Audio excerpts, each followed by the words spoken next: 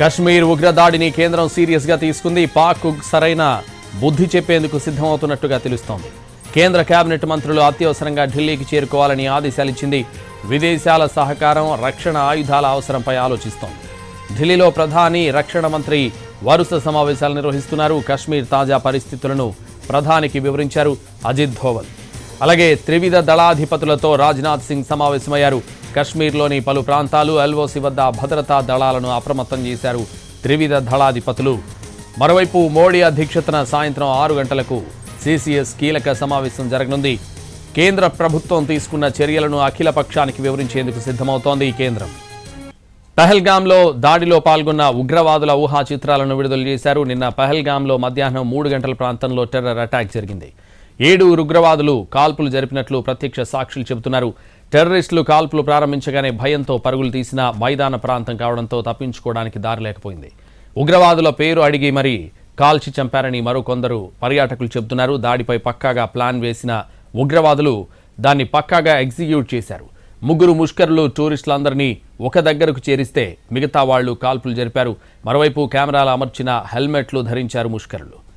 ప్రస్తుతం పహల్గామ్లో ఉగ్రదాడి జరిగిన ఘటనా స్థలం నుంచి మా ప్రతినిధి రాజు లైవ్లో అందిస్తారు. రాజు. ఎస్ సంతోష్, పహల్గామ్లో ఉగ్రవాదులు దాడి చేసిన తర్వాత అంటే 27 మంది ఇప్పటికే మృతి చెందారని అధికారికంగా చెప్తున్నారు. దాంతోపాటు దాదాపు 20 మంది ఆసుపత్రిలో చికిత్స పొందుతున్నారు. అందులో కూడా కొంతమంది పరిస్థితి ఇంకా కొంత విషమంగానే ఉన్నట్టుగా తెలుస్తుంది. అయితే ఎవరైతే మృతి చెందారో వాళ్ళను వాళ్ళ స్వస్థలాలకు పంపించేందుకు కూడా ప్రత్యేకమైనటువంటి ఏర్పాట్లు జరుగుతూనే ఉన్నాయి. అంబులెన్స్ల ద్వారా శ్రీనగర్ ఎయిర్పోర్ట్కు వాళ్ళని పంపిస్తూనే ఉన్నారు. ఇక మరోపక్క మనం చూడొచ్చు, అంటే ఈ ఉగ్రదాడి జరిగిన తర్వాత భారత ప్రభుత్వం చాలా సీరియస్గా తీసుకుంది. అదే స్థాయిలో అప్రమత్తం కూడా అయింది.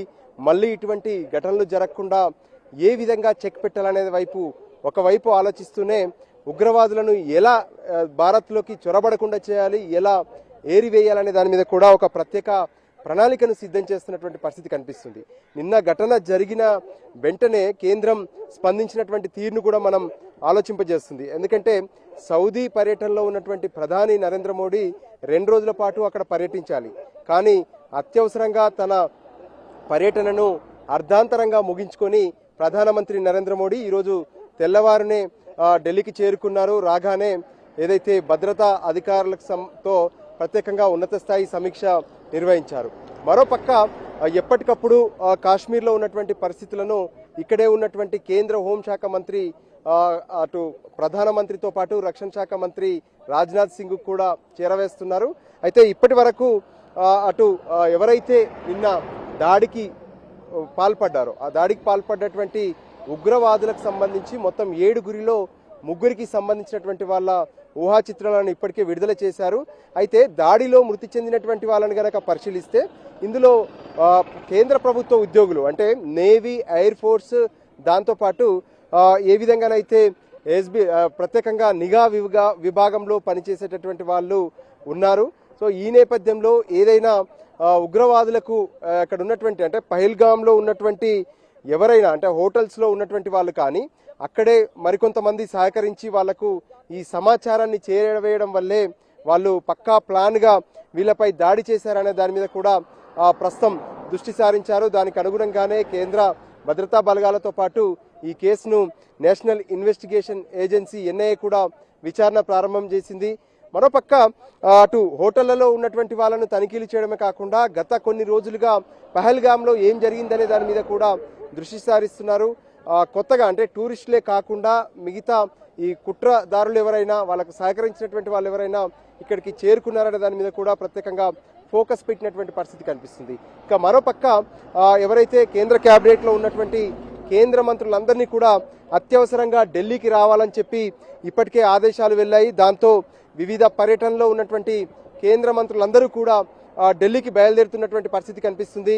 మరోపక్క ఈరోజు సాయంత్రం ఒక ప్రత్యేకంగా, అంటే ఏ విధంగానైతే కేంద్ర క్యాబినెట్కి సంబంధించి ఈ భద్రతా వ్యవహారాల కోసం కమిటీ వేశారు, సో ఆ కమిటీ సమావేశం కూడా జరగబోతుంది. అంటే ఈ జరిగినటువంటి ఉగ్రదాడి ఆ తర్వాత భారత్ ఏ విధంగా స్పందించాలి, అంతేకాదు ఖచ్చితంగా దీని వెనక పాక్ ప్రేరేపితం అనేది స్పష్టంగా కనిపిస్తుంది. పాక్ నుంచి వచ్చినటువంటి ఆ ఉగ్రవాదులే ఇక్కడ దాడి చేశారనేది స్పష్టంగా తెలుస్తుంది. దీని వెనక లష్కరే తోయిబాకు సంబంధించినటువంటి ఆ కమాండర్ కూడా పాల్గొన్నట్టుగా తెలుస్తుంది. ఆయనే పూర్తిగా కీలక సూత్రధారిగా వ్యవహరించినట్టుగా కూడా తెలుస్తుంది. సో అందుకోసమే పాక్కు సరైనటువంటి బుద్ధి చెప్పాలంటే ఎటువంటి ప్రణాళికను సిద్ధం చేయాలి, అవసరమైతే వివిధ దేశాల్లో ఉన్నటువంటి ఏదైతే లేటెస్ట్గా వచ్చినటువంటి అత్యాధునిక ఏదైతే ఆయుధాలను తీసుకువచ్చి యుద్ధం చేయాల్సిన అవసరం ఏర్పడితే వాటిని ఉపయోగించాలనే ఆలోచనతో కూడా భారత్ కనిపిస్తుంది. దానికి అనుగుణంగానే అన్ని కోణాల్లో ఒకవైపు ఏ విధంగా వాళ్ళు ఎంటర్ అయ్యారు, ఆ తర్వాత వాళ్ళని ఎలా మట్టు పెట్టాలి ఏంటి అనే దాంట్లో మాత్రం చాలా కీలకంగా ఆలోచిస్తున్నటువంటి పరిస్థితి కనిపిస్తుంది. దానికి అనుగుణంగానే ప్రస్తుతం జమ్మూ కాశ్మీర్లో సైతం అంటే ఏదైతే పహల్గామ్ ఒకటే కాదు, మిగతా ప్రాంతాల్లో టూరిస్టులు ఎక్కువగా వెళ్ళేటటువంటి ప్రాంతాల్లో సైతం పెద్ద ఎత్తున కూంబింగ్ జరుగుతుంది. ఎక్కడికక్కడ పోలీసులు పికెటింగ్లు ఏర్పాటు చేసి ప్రతి వెహికల్ని కావచ్చు ప్రతి ఒక్కరిని తనిఖీలు చేసినటువంటి పరిస్థితి కూడా కనిపిస్తుంది. సో ఓవరాల్గా ఈ ఉగ్రదాడికి సంబంధించినటువంటి అంశంలో ఖచ్చితంగా పాక్కు ఒక సరైనటువంటి బుద్ధి చెప్పాలనే ఆలోచనతో మాత్రం కేంద్రం సీరియస్గా కనిపిస్తుంది. దానికోసం కొన్ని కీలక నిర్ణయాలను తీసుకునే విధంగా కూడా అటు ప్రధానమంత్రి నరేంద్ర మోడీ ఆలోచిస్తున్నటువంటి పరిస్థితి కనిపిస్తుంది. నేడు విడుదలైన ఏపీఎస్ఎస్సీ 2025లో ఆంధ్రప్రదేశ్ అద్దిరిపడేలా Sri Chaitanya school record breaking ఫలితాలు. Sri Chaitanya state top mark 600కి 599, 600కి గాను 598 మార్కులు, ఆ పైన ముగ్గురు 595, ఆ పైన 156 మంది 590, ఆ పైన 1092 మంది విద్యార్థులు. స్కూల్ ఫౌండేషన్ లో శ్రీ చైతన్య స్కూల్స్ ను బీట్ చేసే దమ్ము మరే ఇతర స్కూల్ లేదు, లేనే లేదు.